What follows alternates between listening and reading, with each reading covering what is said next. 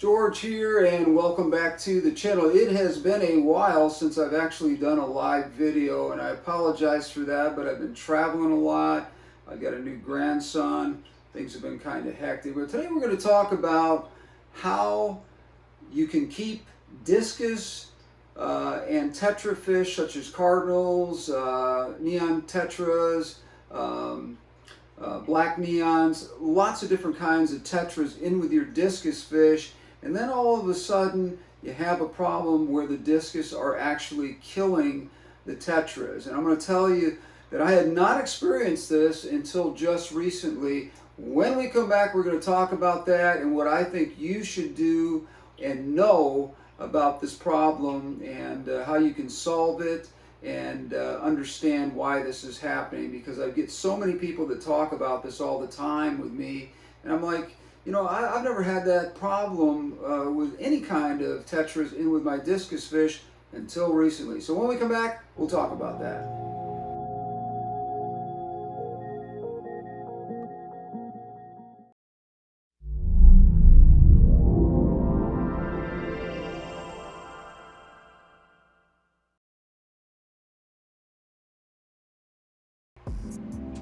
So welcome back, everybody. Today we're going to be talking about discus fish in a community tank and the discus fish killing off your tetras. Now this is something that I have had several people contact me about over the last couple of years, and I've never experienced it myself until just recently. Now I wasn't sure how to give an answer to why this was happening because I'd never experienced it before. But I think I have a reason, at least one reason that I know of for sure as to why discus may be killing tetra fish in your community tank. Now, the first thing I would tell you is if you're keeping discus fish, everyone who does knows that eventually, if you have males and females in that group of discus, they are going to pair off. Sometimes you will get more than one pair. You will maybe get two pairs in the tank, and their natural instinct is to reproduce, and they're going to pick a part of your tank to spawn in.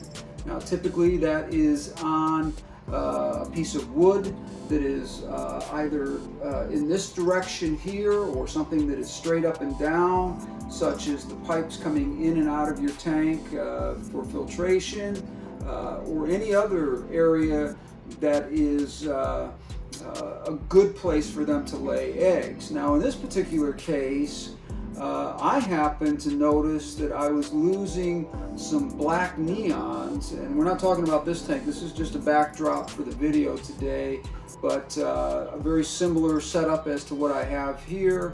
And what I noticed is that some of the fish the discus were starting to pair up, and I had about 20 to 25 black neons in the tank, along with the rest of my cleanup crew fish and so forth. And it was only the tetras that I noticed that I was having a problem finding them dead in my tank.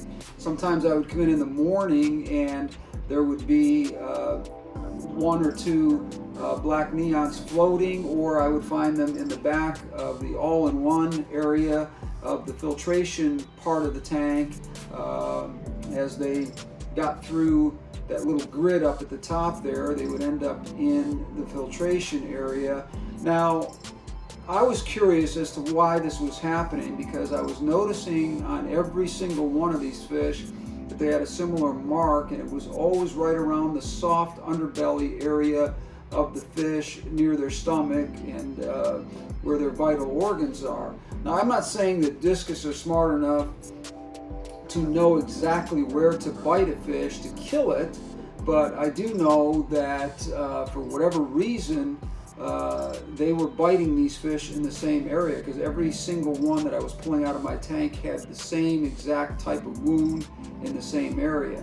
So what I would tell you is this. I was curious about this. I decided to set up a time-lapse camera and see exactly what was going on, leave it in a situation where I could watch the tank for 6 to 8 hours without being in the room, and see exactly if I was losing Tetras to a defensive situation where Discus were actually taking their aggression out of the defending of their spawn on the Tetras, because Tetras can be inquisitive. They can try to grab at those eggs for food, and not all Tetras will do this, but it can happen. So I did set up the time lapse, and I witnessed it happen, and I was just absolutely blown away that the Discus would literally move that fast, grab that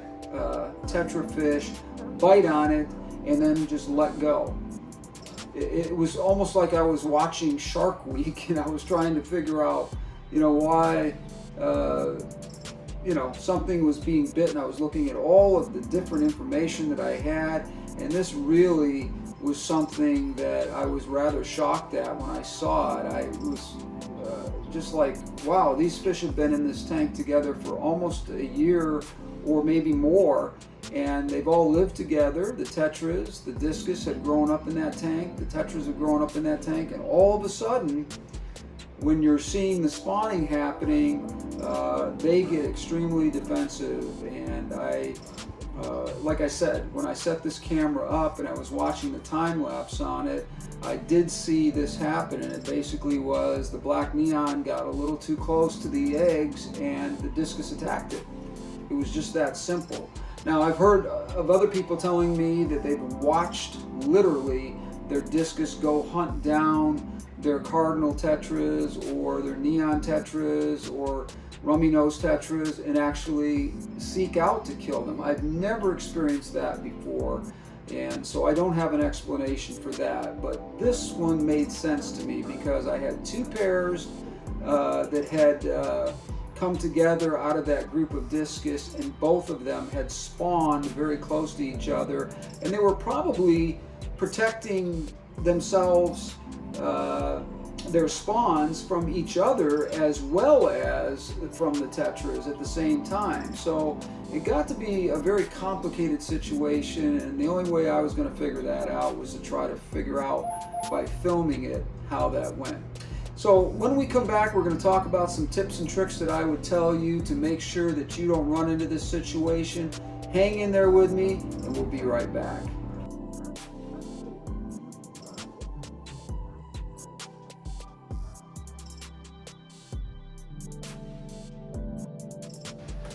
So some of the tips that I would give you for solving the problem of having your Discus fish attack what would be a community tank situation of Tetras or any other schooling fish that happen to be in the tank that may be disturbing an area where there are a spawn of eggs. Now, the first thing you want to do is, if you see that you have Discus that are pairing off, you want to not keep them in the tank with the rest of the group here. Now, this is going to happen. It happens all the time. As these fish mature, they are going to instinctually want to pair off and reproduce. And the biggest threat to them is other fish that are in the area. So what I recommend is, if you see the telltale signs that Discus are pairing up, there's two things that you want to look for. Number one, Discus will do kind of a weird little dance with their heads like this, and they'll be up and down in front of each other and sort of making weird dancing movements in front of each other. That is a sign that those two fish are interested in pairing up and spawning. If you see that kind of activity going on, the first thing I would do is, if you have another tank, hopefully you do if you're keeping Discus, a 20-gallon will do, and allow these guys to pair up in that tank. There'll be about 7 weeks of laying eggs that will take place every couple of weeks for about a 7-week period, and then they will abruptly stop, and the spawning process will discontinue at that point. And you can, at that point, either put the pair back into the tank that you had them in originally, or you can split them up in hopes that it will be a while before they pair up with anyone. Now, if you don't want to deal with all this, I don't recommend putting in Tetras in a community tank with Discus if you're trying to avoid this problem altogether. Now, as I said, I've gone a year in almost all of my tanks and I've not seen this happen. So I've had Discus spawn before, and I have taken that pair and put them in a 20-gallon cube, and they've done really well. I've never been successful at doing the breeding thing just because I'm really not interested in doing that. I'm not into breeding, but you can take them out, put them in a 20-gallon tank, let them get through that spawning period of several weeks of letting them lay their eggs, and most of the time, unless you're using RO water and you are really lucky, these eggs are not going to do well anyway unless you have absolutely perfect conditions for breeding. And I'm not saying you can't do this successfully, I'm just saying if you don't have time for it and you're not interested in doing it, just get that pair out of the tank temporarily, let them go through their spawning season, and then you can put them back in the tank, or you can split them up. And unfortunately, when you do that, you're going to have a situation where you're going to have fish that are going to be territorial because you're introducing a new Discus to the tank, and that pecking order may be a problem for a week or two, but let it play itself out, because it's not an issue long term. If you have many Discus tanks like I do, you can move fish around, and sometimes it's a little chaotic doing that, and sometimes it creates some problems. But again, if you believe that you are seeing this kind of thing going on and you're wondering why your Tetras are dying off, this is probably the reason why in your Discus tank. If there's no other explanation other than that, that's likely the reason why. Thank you for joining me today. Please leave your comments down below. Give me a thumbs up on this video. Also, if you have any comments, leave them down below here. I'll be glad to answer them for you. Lots of great stuff coming up here in the weeks to come. Got some new wild Discus coming in the next week or so, and we're going to be doing an unboxing of those and setting up a wild Discus tank, which I'm really thrilled about. I hope you'll join me. We will see you on the next one. Until then, thank you. We'll talk to you soon.